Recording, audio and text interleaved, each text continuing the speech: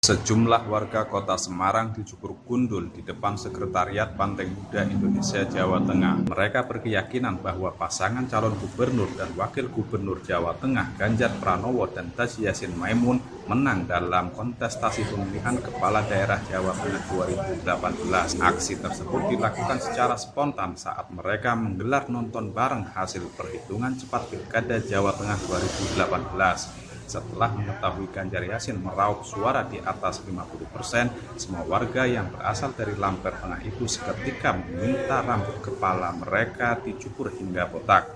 Ada 6 warga Kota Semarang yang memutuskan cukur gundul. Yanto misalnya memutuskan cukur gundul karena bersyukur Ganjar Yassin menang dalam perhitungan cepat. Kita di BPDI Jawa Tengah, di kantor kita sendiri, kita mengadakan syukuran. Kebetulan tadi ada 5 kader atau bahkan lebih minta cukur gundul. Dan kita wujud dari syukur terhadap Allah Subhanahu wa Ta'ala. Itu makanya tadi kita cukur gundul, lalu kita ada syukuran, potong-potong sedikit lah untuk kesuksesan kerja keras kita semua.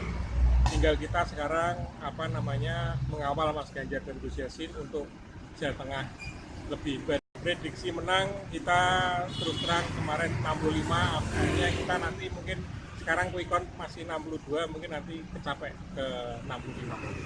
Alhamdulillah lah, ini Jawa Tengah ada kandang banteng yang kemarin katanya sudah bukan kandang banteng tetapi semut-semut merah semua bersatu dan banteng-banteng semua bersatu akhirnya capai mereka. Aksi cukur gundul ini diselenggarakan pada pukul 5:30 sore Rabu 27 Juni 2018